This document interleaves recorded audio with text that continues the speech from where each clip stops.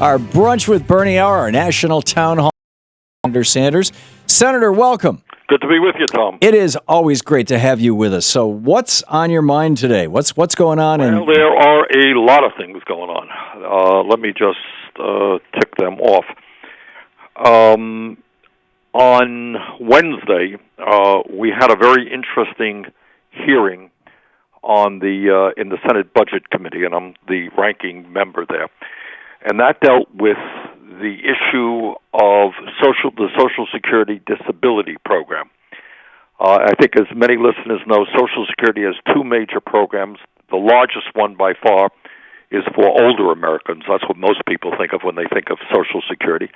But there's another significant program that impacts about 11 million people, which is the program for people with disabilities.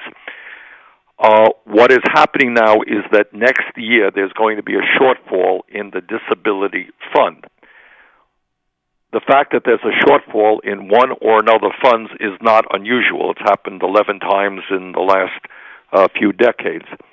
And what we have always done when there has been a shortfall is there's been a shift of money from one of the funds to the other funds because all of the money comes from the same source, the 6.2% that people pay on their payroll tax. On the very first day of the House of Representatives meeting, when they began their new congressional session, the Republicans decided to do something a little bit differently. And they said, no, we're going to make it harder to shift money. And the result of that will be, if we don't shift the money, a 19% reduction in funds for people with disabilities in America. And that would be an absolute tragedy because right now, the average benefit for somebody in the disability program is a little bit less than $14,000, and if a 19% decrease took place, those people would be trying to live on $11,324. So imagine yourself as somebody who's paralyzed, somebody who's an amputee, somebody who has severe disability, trying to get by on less than $12,000 a year. It is, to say the least, very, very difficult.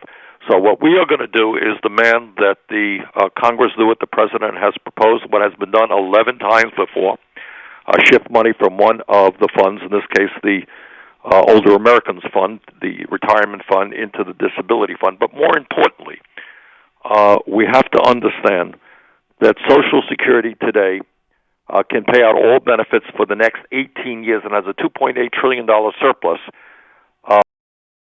It's the Social Security Trust Fund.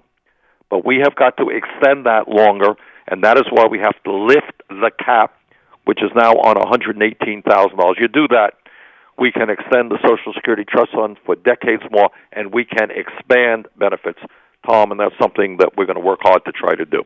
But, Senator, that would mean that people who make millions of dollars a year would have to pay the same payroll tax that ordinary working people do. Republicans would never go for that. Well, you're probably right, given the fact that the Koch Brothers and other billionaires largely finance what these guys do. It will be a tough fight, but I think that's what the American people want. Yeah.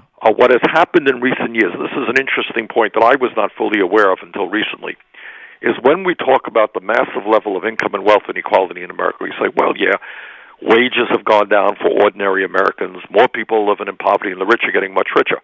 That's not good. But what people don't realize, this has significantly impacted Social Security as well. If we had the same distribution of income today that we had in 1983, Social Security would have more than $1 trillion in there, $1 trillion more in the trust fund, would pay out benefits for another 20 years on top of the 18 we already have. Wow. So what's happened, which you can understand, if somebody under normal circumstances, economic growth, had seen their income, say, go from $50,000 to $65,000, that means they're contributing more into the Social Security Trust Fund. Right. But if their incomes went over a period of years from $50,000 to $48,000, they're not contributing more. Furthermore, as the rich get richer, many of them go on top of the maximum taxability level, which is now at $118,000, and they're not contributing more into the system. The result is that Social Security has lost over $1 trillion in income, in revenue, which could pay out benefits for another 20 years. It's an interesting point. Amazing. All because of Reaganomics. Yeah. What else? The other issue that's, I think, on people's mind, and by the way, the president was absolutely right in his budget. He said, look, let's do what's done 11 times. Not a big deal. It's never been controversial. We'll just shift money from one fund to the other, and that's that. But that's not where the Republicans appear to be coming from. Now, another issue where I don't agree with the president on is this issue of authorization for the utilization of military force, dealing with ISIS. And on that issue, let me be very brief and very clear. I think we all know who ISIS is, and we know the horrors that they have brought about in their region and against foreigners, including a number of Americans, and their atrocities are literally unspeakable. And they have to be defeated.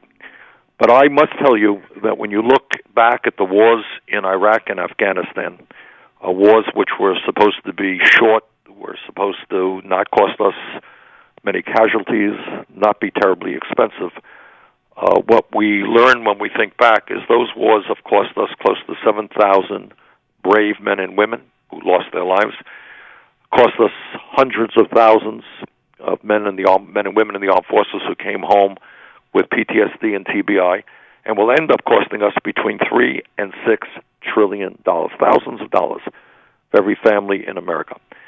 And and what I worry about is when the president brings forth a resolution, and the key section of the resolution, Tom, is the following. This is section 2C, limitations.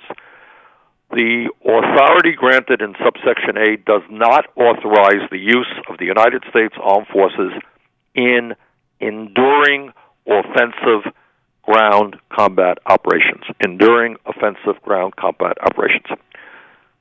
Well, you tell me what you think about that, Tom. It sounds like pretty vague language. It's pretty much of an open door. Yeah. I mean, what is enduring offensive ground operations? Is enduring 10 years, 50 years, 500 years? What is it? Right. And here's the concern that I have. There are some people in the Congress who really don't stay up nights worrying about health care. They don't worry about the collapsing middle class. They don't worry about the high cost of college education. They don't worry about poverty. They're really into war. And there are a lot of these guys whose emphasis is, into war. And I am very nervous about the United States getting involved in what appears to me almost a never-ending war in the Middle East. And you can get sucked into it, and you can stay. I mean, we've been there for 12, 13 years. You can stay there for another 20 years. And here's the other point that worries me, and that bothers me. The countries in the region, the countries most impacted by ISIS, in fact, the governments that ISIS wants to destroy, are Saudi Arabia, Qatar, United Arab Emirates, Jordan, and all of these countries are run by very wealthy, multi-billionaire families. In fact, it's interesting. We just learned the other day. This is really interesting. Saudi Arabia has now the third largest defense budget in the world. How's that? Wow. Behind what, us and Russia or us and China? Or? Not sure. Yeah, that's amazing. But it's ahead of the UK and ahead of France. Wow. Now, don't you think that maybe that with the third largest military budget, they can get their hands dirty, get their troops into the field, start using their Air Force, and play a vigorous role? We should be supportive, but we should not be leading that effort, in my view. Senator Bernie Sanders with us, taking your calls in our National Town Hall meeting, Brunch with Bernie. More right after this.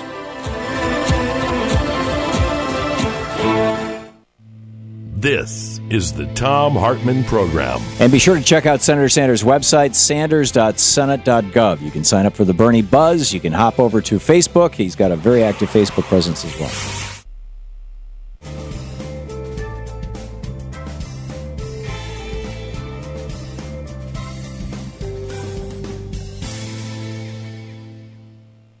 And welcome back. Senator, you want to take some calls? Let's do it. Okay. Tom in Salinas, California, watching Free Speech TV on the Direct TV satellite. You are on the air with Senator Sanders. Is this me? This is you, Tom. Yeah, okay. Pleased to see you both here. Appreciate both of your work. My question for Senator Sanders is, what would it take for you to run on an independent ticket rather than to try and gain endorsement from the Democratic Party? Well, you don't, Tom, as I think a number of the listeners know, I am giving thought to running for president. That's not an easy decision, and I'm talking to people all over the country and trying to ascertain whether there is the grassroots and financial support for a campaign which would take on the billionaire class and the Koch Brothers and Wall Street and the insurance companies and the drug companies and most powerful people in this country. So I'm trying to ascertain that. And one of the things that I have been thinking about is whether one runs as an independent. I have always won office as an independent, or whether you run within the Democratic caucus. It's not a question of being endorsed by the Democrats. You can run in the Democratic caucus. And the pluses and the minuses are that when you run as an independent, and the appealing aspect of that is a lot of people no longer have faith in either the Democratic or Republican Party, and that's appealing. The negative of that is trying to get on the ballot in 50 states as an independent outside of the two-party system ain't so easy, and you have to spend a lot of time and money to do that, and essentially you have to build a kind of strong political organization. And there is a question about how the media would respond to you if you were not involved in debates and so forth. So it is an issue that I am wrestling with, but what we are trying to ascertain right now is I know that there is a lot of support for the ideas that many of us believe in, and that is that the growing income and wealth inequality. Today, 99% of all new income being generated goes to the top 1%. You have the top 1/10 of 1% owning more wealth than the bottom 90%. And most people in this country say, that is crazy. You know, that's not what America's supposed to be. Only country in the industrialized world without a health care program guaranteeing health care to all people. A trade policy, which is losing us, millions of jobs over a period of years. So I think we have the issues, but the question is, when you're taking on establishment politicians, it really is not so easy to do that. And, you got a media that's not particularly interested in the things that we, talk about, et cetera, et cetera. So I'm giving thought to doing it. I'm giving thought about which is better. But a lot of it hinges on whether we can raise we can put together the organization and the financial support to run a strong and winning campaign. But thanks for your interest, Tom. Yeah, it's very good. We just have 30 seconds till the break, Senator. The issues that you're talking about they've all poll over 50% with all well over 50%, Tom. No, it's not look, this is what's crazy about America. If you go to grassroots America, you go down on the street corner of any city or town in America, you know what? There's pretty good consensus. Not 100%, but a lot of people understand that the middle class has been squeezed and that we need policies to protect the middle class and not the top 1%. That's a fact. Senator Bernie Sanders with us. We'll be back with more of your calls for the Senator right after this.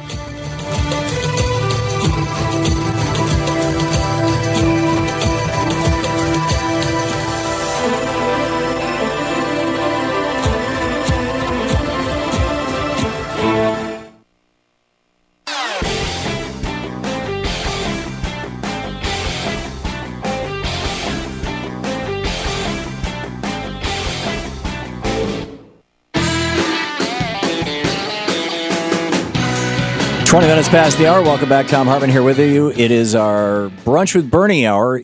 We're doing it in the third hour of our show rather than the first. But we are live with Senator Sanders. And John in Milwaukee, Wisconsin, you are on the air with Senator Sanders. Good afternoon, Tom. Senator Sanders. Senator Sanders, in your capacity on the Veterans Affairs Committee, I get my health care at the VA. And just parenthetically, I'd like to say I wish we could just expand that system to cover everybody. But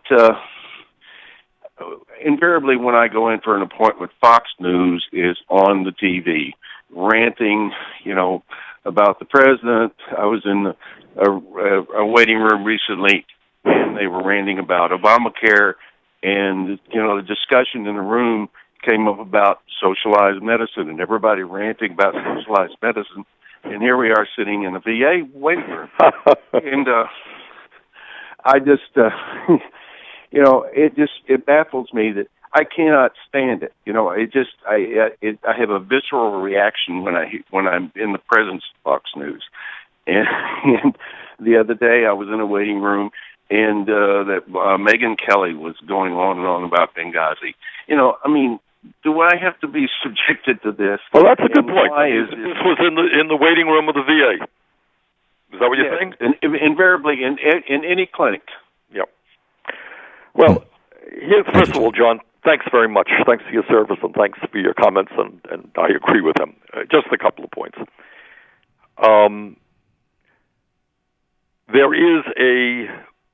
It goes without saying that if you read what the Koch brothers, who are going to spend close to $1 billion in the coming election, what they believe is they believe in ending Social Security, ending Medicare, ending Medicaid, ending the Veterans Administration, ending the Postal Service. By and large, they just don't believe that government has any role in our lives, and all power should go to the rich and the powerful. And that's, in one sentence, what these guys really believe, and they are now the most powerful political entity in America. So what you have and have had, and I speak as the former chairman of the Veterans Committee, is just huge attacks against the VA. And why? Because, as John indicated, the VA is a government-run healthcare system, and in fact is a socialized healthcare system. Is the VA perfect? No, far from it. Is American healthcare in general perfect? Very far from it.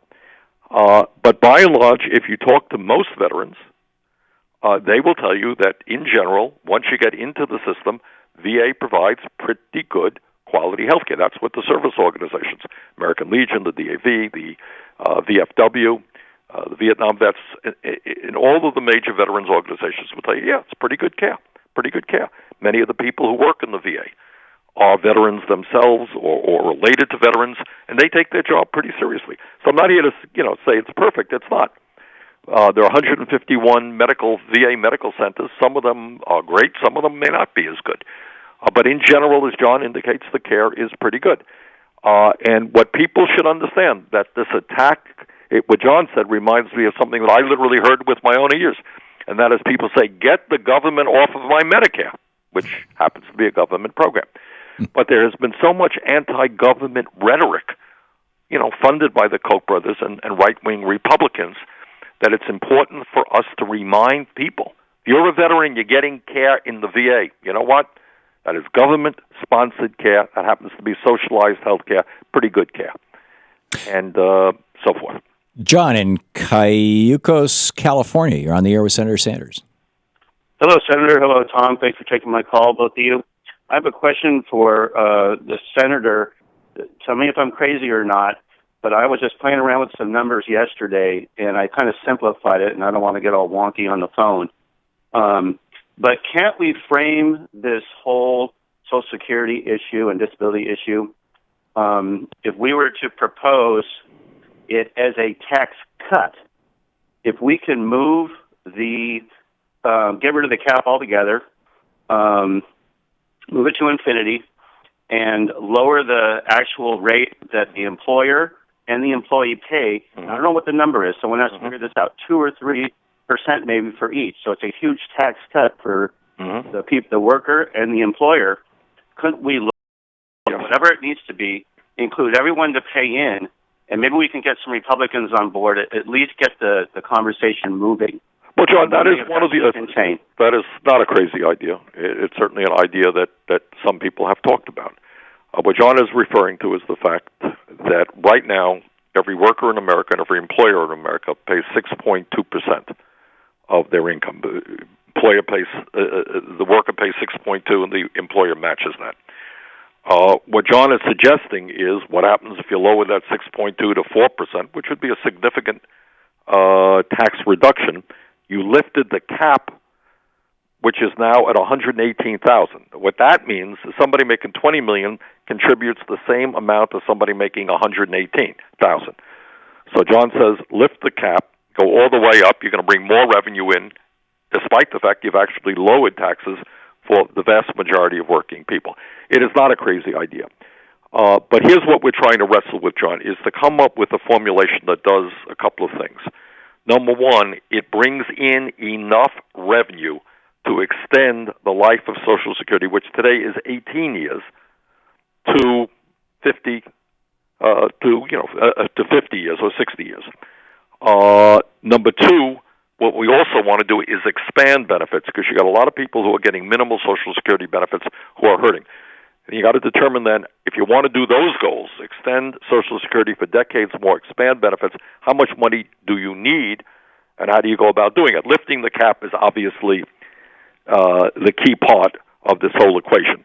Whether you can afford to actually lower taxes, well, maybe you can, maybe you can't, but it's an interesting idea. Yeah. Well, just 4 seconds. Okay. Yeah, Senator, you are timing these things just right here today. I appreciate it. Okay. Senator Bernie Sanders with us. It's our national town hall meeting, Brunch with Bernie. We'll be back with more of your calls for Bernie right after this. We've got a news break here at the bottom of the hour, but stick around. And be sure to check out Senator Sanders' website, sanders.senate.gov. It is a great news source. You can sign up for his newsletter, The Bernie Buzz, there. I just got a copy in my email this morning, as a matter of fact. And also you can check out what he's doing over at Facebook. You're listening to the Thom Hartmann Program. Call 202-536-2370. Once again, that website is sanders.senate.gov. We'll be right back.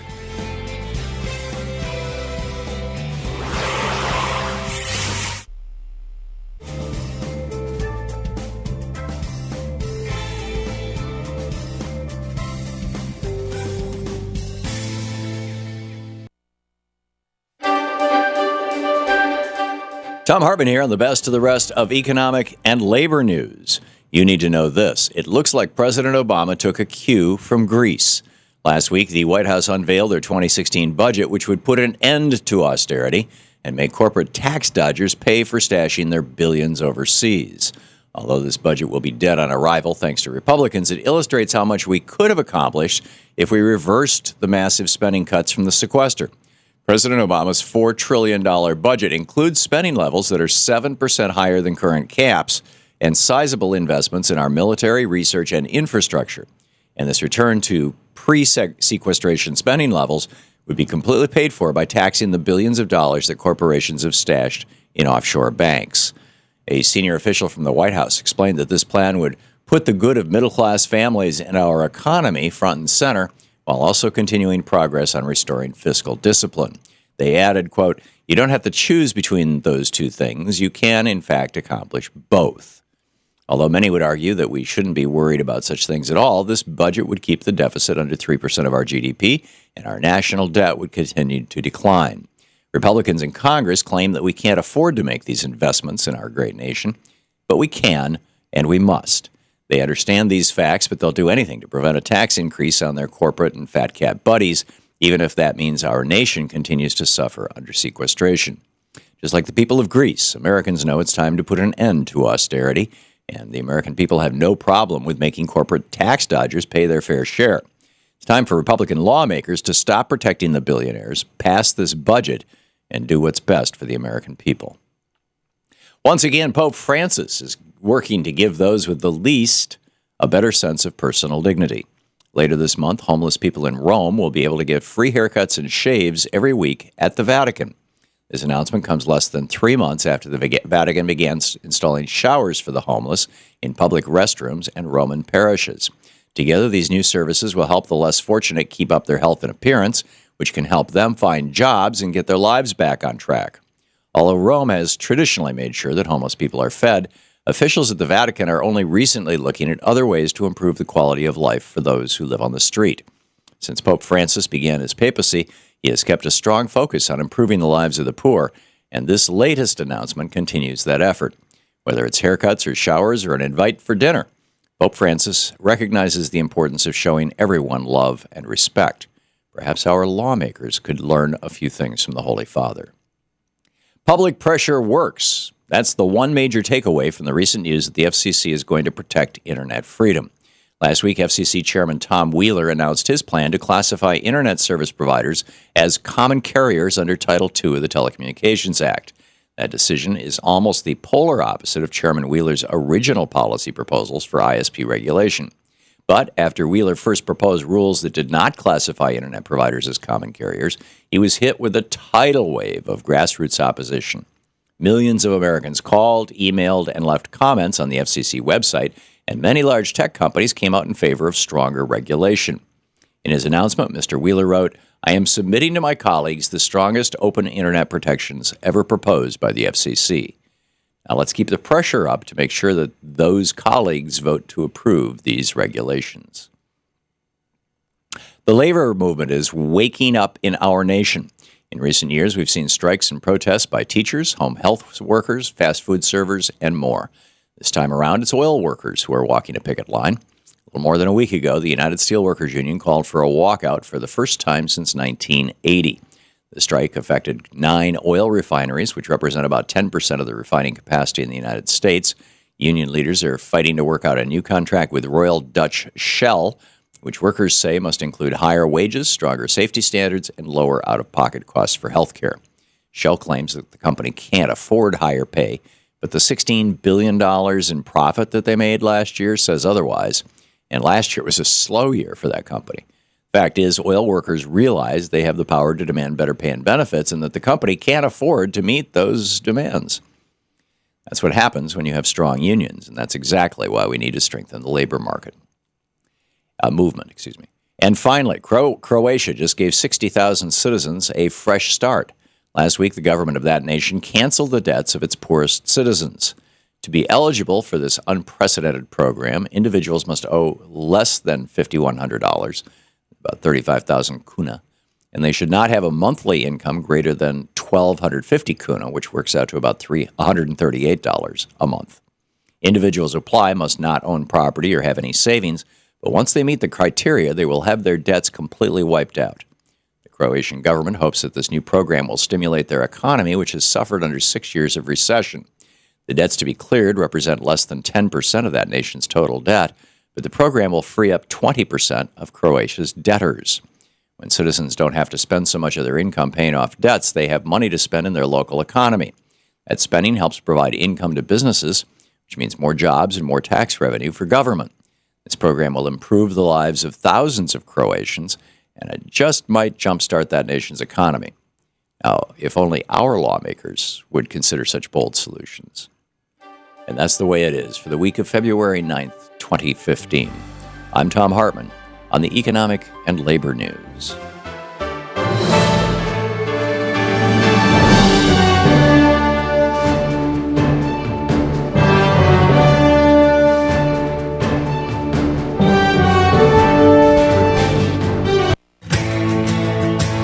Welcome back to the place where despair is not. Thom Hartmann Program. It's our Brunch with Bernie hour. We're doing it in the third hour of our show today instead of the first. We are live. Senator Sanders on the phone with us.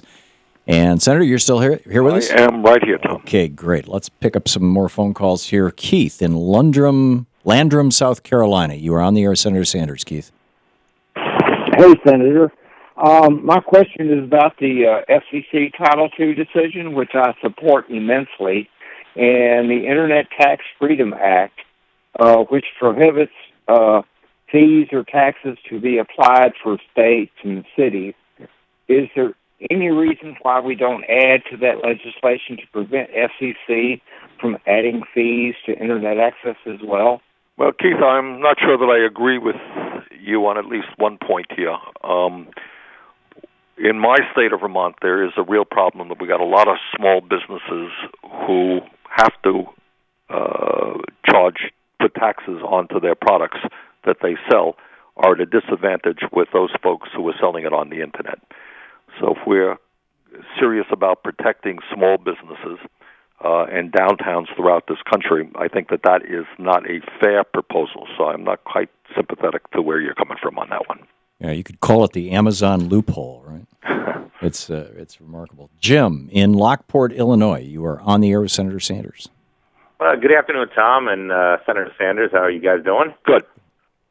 Senator Sanders, on the authorization to use military force, I think we might be a little bit, at least I know on my behalf, I kind of tend with the Republicans on this a little bit because any warfare or battle is a fluid action, and I think we should give him as much, space as possible to react. But the president has also said many times he doesn't want troops on the ground. Mm-hmm. don't you think we should put our trust in the president that even if we do give him the authorization to use it, that he won't? Well, Jim, fair enough. You make a good point. And I do believe the president has said that he does not want to see troops on the ground. And the president, I think, is trying his hardest to make sure that that happens. The problem here is, and I also agree with you, that certainly the commander-in-chief needs a lot of flexibility to fight an organization like ISIS.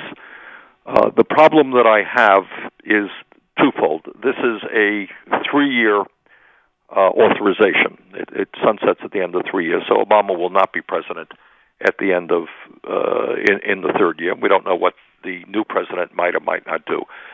But second of all, there is a lot of pressure in this country by some of my colleagues in the Congress to get troops on the ground. And the president could be pressured in that direction.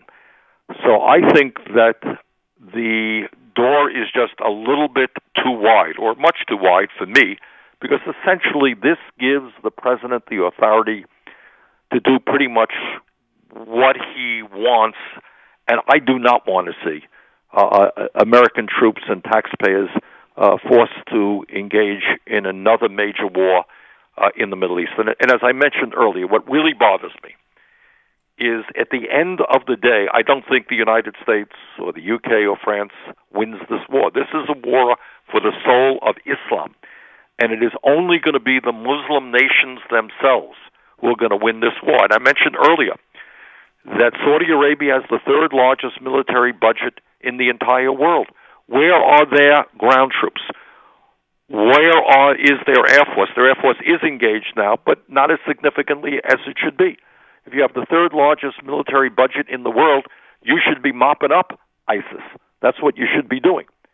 And the United States and other countries can and should be supportive. I support the president's effort on air attacks, and I support special operations forces to do what has to be done in given circumstances.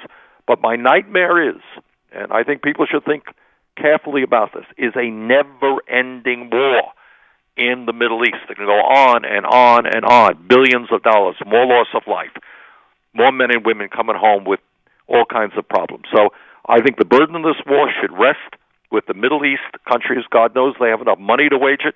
They have the manpower to wage it. It cannot always be the United States of America. Jim, that's my view on that, but I respect your point of view. Don in Wheaton, Illinois. You're on the air with Senator Sanders. Yes, hi. I know you guys have talked a lot about this, but to me it seems like it's probably the one most important thing, and that is to get the money out of politics. And the important thing, I think, is to get that as a question on the next ballot. And I apologize for not getting this in before the last ballots were printed, but I think we had such luck in getting the progressive ideas on the ballot before in this last election that maybe if we at least get the ball rolling and ask the American public and lay it all out why they should back up getting the money out of politics. Maybe roll back Citizens United, you mean, Don? Yes. Yeah. Yes. Well, Okay. I think Senator Don hits the nail on the head. Tom, if you were to ask me, I mean, all of the issues that are out there, the decline of the American middle class, many people without health care, income and wealth inequality, climate change, the unaffordability of college education, on and on and on. You know what the most important issue is? And the issue that impacts all of the others is money in politics. Mm-hmm. And Don is absolutely right. We are living in a situation. I was in last weekend. I gave a speech in Pennsylvania, and as we drove back to Washington, I went through Gettysburg, and I stopped at some of the monuments honoring the soldiers from Vermont who had played a very, very important role in the Battle of Gettysburg. And while I was there, I just read from one of the monuments. That's, of course, where Lincoln gave his famous Gettysburg Address, and he talked about a new birth of freedom and his view, his vision of a government of the people, by the people, and for the people. Wow, what a vision. And I thought hard. It really hit me as we were in Washington, where we are today. And today we are literally, not figuratively, literally a government of the billionaires, by the billionaires, and for the billionaires. That's where we are. And what Don is basically saying, I think, if I don't want to misinterpret him, but that this is the key issue. Now, the good news here is I believe we have some 17 states which have gone on record in saying we support a constitutional amendment to overturn Citizens United. You've got hundreds of cities, big and small. I think at large cities, and I know you got a lot of towns in the state of Vermont, all over, many who said we have to overturn Citizens United. But people should know the Koch brothers have already said that they plan to spend just this one family, second wealthiest family in America, as much money as Obama or Romney spent in the last campaign. One family. And I'm not sure they may not end up spending more because they have huge amounts of money. That is not what American democracy is supposed to be about. We're not supposed to be about billionaires buying elections, and that's exactly so. Don's point is absolutely right in any and every way. Getting this issue on the ballot, organizing to overturn Citizens United, in my view, moving toward public funding of elections, nothing more important than that. In fact, I think it's fair to say the future of democracy depends upon our success in this issue. Jeff in Asheville, North Carolina, listening on 880 AM. Jeff, you're on the air with Senator Sanders. Thank you. Can you hear me? Yeah, just fine. Okay, well, thanks you both for your work. Okay, we've heard a lot about the low voter turnout and what can Democrats do to rally the base in 2016. I've got a couple of comments and a question. The first point is the voter turnout. The last cycle was election. It was a buyout, as Tom has said before.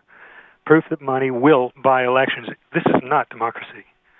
Second, Senator Boner, his invitation to Netanyahu to address a joint session of Congress, that's an outrage. It's an insult to the president. It's subversive to the system. But moreover, it's an announcement to the world that the governments may sidestep the president and deal directly with the Republicans, the power brokers, with the people with big bucks behind them. And it's obvious that they want to see the president marginalized to support their claim in 2016 that he and the Democrats are ineffective and off base on foreign policy and every other type of policy. Jeff, what's your question for the senator? Right. I was hoping you wouldn't ask that, Tom. No, that's okay. I could take it from there. Yeah, okay. Thanks a lot. Thanks a lot. I agree with you on both of your points. I have to say this again. Jeff talked about the election, or maybe paraphrasing you, Tom, as a buyout. And you ain't seen nothing yet. These guys own the economy now, and now they want to own and buy the United States government. If you're the Koch brothers, I think the latest number I saw for the Kochs is they're worth something like $100 billion. Their wealth is skyrocketing. Spending a few $1 billion on a campaign is like, you and your wife going out for dinner and spending $50 or $100. It's not a lot of money for them. What's $1 billion when you're worth $100 billion? They're about to buy the United States government. They're not alone. You got Sheldon Adelson out there.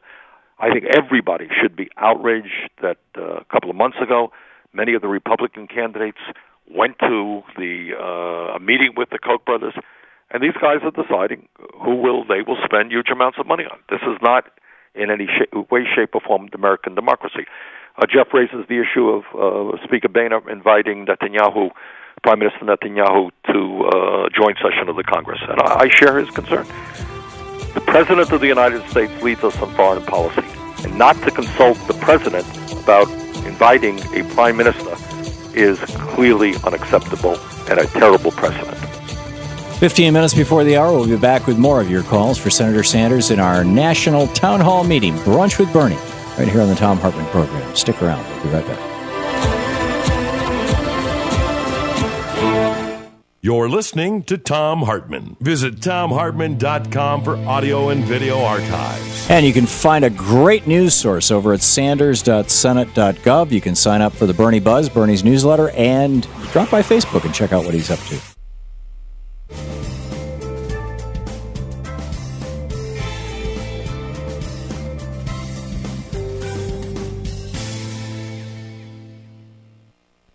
And welcome back. Let's see here. Free Speech TV, Patricia in Portage, Wisconsin. You are. Thanks for watching Free Speech TV on DirecTV. You are on the air with Senator Sanders. Thank you. The Endangered Species Act is now being bypassed legislatively, and the courts are not going to be allowed to impose the Endangered Species Act if Representative Ribble has his way with wolves. And it's a really dangerous precedent because we're going to have so many endangered species because half of the wildlife in the world is gone in the last 40 years. So there's a bill, H.R. 884, Senator Sanders, it's coming to the Senate. What can you do to block this going around the Endangered Species Act to take protections from our endangered species? This is serious. It is serious, and I am supportive of where you're coming from. I think what we have seen in recent decades is, and I think climate change has played a very significant role, especially for sea life. But in general, we are seeing real serious problems for many species in this world. And you think about, the role of nature and the balance of nature and how everything relates to everything else, and the morality of just seeing beautiful species of animal life or fish life, marine life being ended. It is a terrible thing. I am on the Environmental Committee, Patricia, and I am more than aware that there are many Republicans who soon end the protection of endangered species, but we will fight back as effectively as we can. Gene in Florissant, Missouri. You're on the air with Senator Sanders. Yes, Senator. I just read in the St. Louis Labor Tribune yesterday that the post office in Hazelwood, Missouri, which is north of St. Louis, is had its shifts cut in half. They've got 3 or 4 days backlog of mail and packages. All the routes for the mailmen have been all screwed up. What's going on with the post office? Are we going to be able to save the post office? Or Gene, this is an issue I have been working on for years, and we've had some success and some failures. Right now, and it didn't get a whole lot of attention. As a result of Bush's initiative in 2006, the post office is stuck with a $5.5 billion a year mandate to put money into their retiree health insurance program.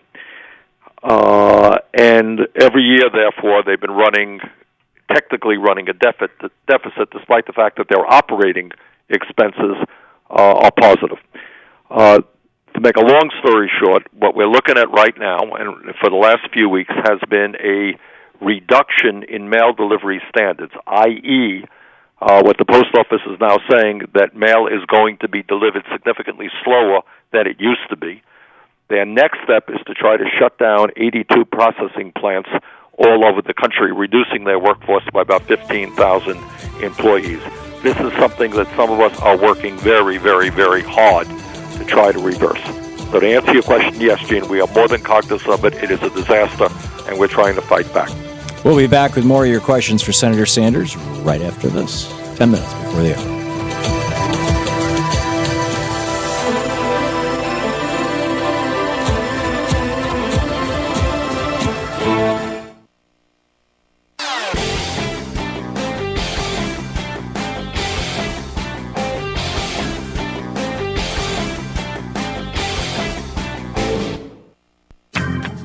And as we always do in the last hour, the last day of the week, our thank yous for the week. Thanks so much to our show director, Louise Hartman, to our executive producer, Sean Taylor, to our associate producers, Shane Farnan and Danielle Gilday, to our video director, Jim Javinsky, to our writer-researchers, Andrew Campbell and Nate Sweet, to Alva Goldbook for video production, to our webmasters, Nigel Peacock and Jamie Holly, to our business manager, Ron Hartenbaum, to all the folks at the various organizations that syndicate this program. Westwood One on commercial radio, Pacifica on non-commercial radio, Sirius XM satellite radio across the country, cable radio network, Free Speech TV carried on Dish Network and Direct TV, all the cable providers that carry our show like Manhattan Neighborhood Networks and all the others around the country, to all the great folks at Free Speech TV who work on the big picture, to the Progressive Voices channel on TuneIn, to Netroots Radio, to our newsletter editors, Sue Nethercutt and the folks in our chat room, to Alan Ratner, Victoria Jones, Bob Ney, and everyone at the Talk Radio News Service who works with us, Jay Goodman Tamboli for tech support.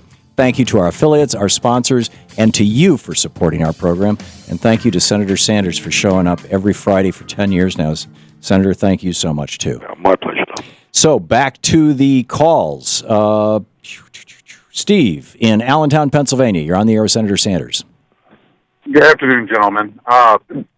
Senator Sanders, I'm really curious because recently I've been reading a lot about the Republicans' theory, I guess you could say, over the Democrats staying together and filibuster and everything. And there's been a lot of rumbling that they're talking about actually removing the filibuster from the Senate. Do you think they're going to actually go that far? Well, that is a good question. I think what the majority leader, Mitch McConnell, has said at this point that they won't. They won't do that. I think if they do that, they would probably find themselves getting virtually all of their legislation that they would shove through the Congress vetoed. And I find it, a little bit ironic that this is what, and I don't know that, frankly, I don't think the Republican leadership in the Senate has been talking about it. You got some guys in the House have been talking about it. But this is a group of people who, when they were in the minority, were the most obstructionist people of any minority in the modern history of the United States Senate. And they used the rules in every way that they could to obstruct an agenda which worked for working people. And now they're finding themselves in the majority having to deal with that reality. But my guess is no, I don't think that they will change the rules.